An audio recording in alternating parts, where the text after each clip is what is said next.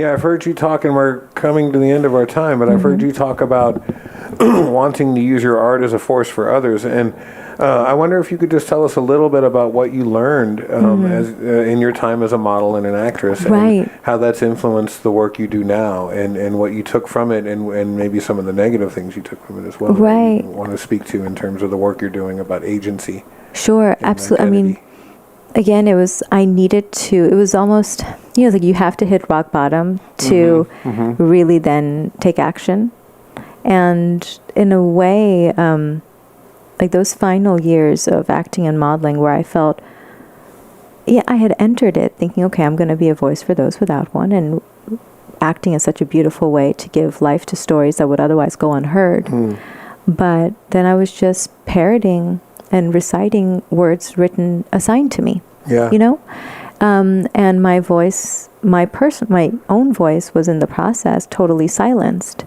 And especially as a model, at first it just became like, okay, I would tell myself, it's a means to an end. Sure. But after a while, and I went through a marriage and a divorce in my mid-20s, and it was as if once my ex-husband and I separated, it's as if I turned a corner I couldn't reroute, and the things I had previously rationalized and tolerated, I no longer could.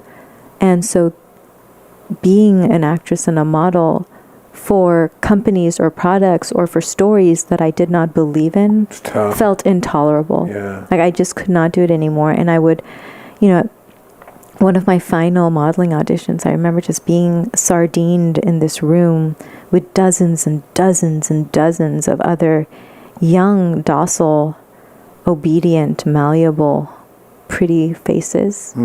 And we were all there to be expressionless and human hangers, human mannequins, right? And I remember looking at the sheer volume of us, the sheer number of us, and it was such proof that pretty girls are a dime a dozen. We are mass produced and mass consumed. And it was for a car commercial. We were all vying to be the hot girl in front of the car. Because nothing proves fancy car than a hot girl in front of it, right? Because you're selling the lifestyle or the promise, right? Exactly. And I remember just thinking like, oh my gosh, and everyone was so impressionable, and nobody knows of our unoriginality and our replaceability more than the pretty girl. We know that we are a dime a dozen. We know that in a few years we're going to be replaced, and that our time to sell is now. And that's why you could smell desperation in those rooms. Because the competitiveness and the fear of time is ticking, and versus like in the arts, you grow with age. Your work gets better. As a craftsperson, you grow better.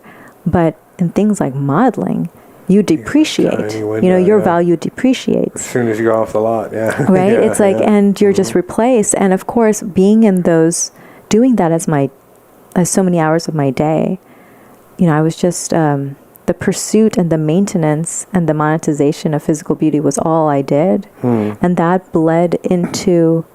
And not just physical beauty, but about being pleasing and malleable for other people based on what they wanted me to be.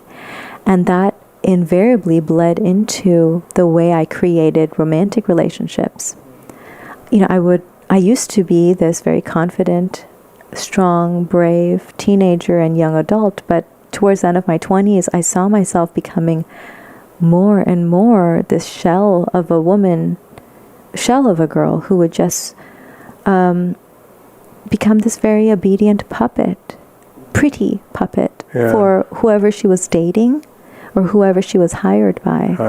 And, that car commercial audition was the last one I ever went to. It was the only one it was for a sexy spy or something. Anyway, one of those, right? And it's the only audition in my entire life that I left before they called my name.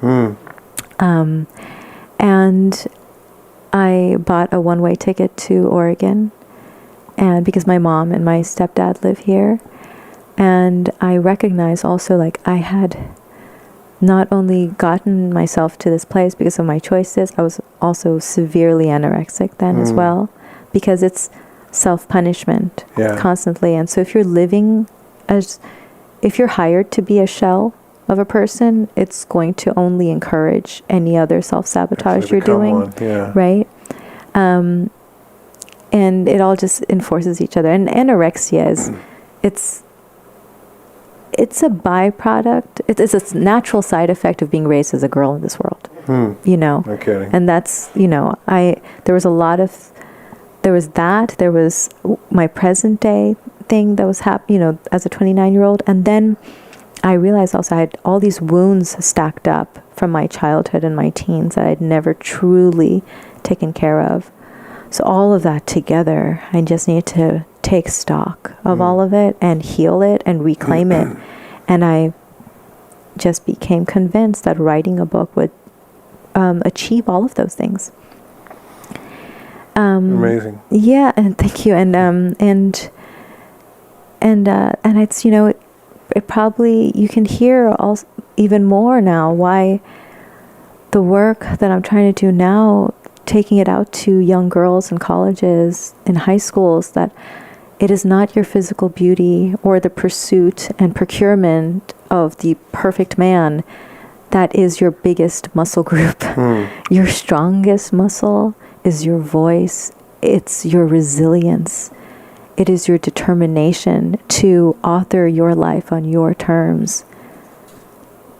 And if you can do that from an early age, oh my gosh, you will live an extraordinary life.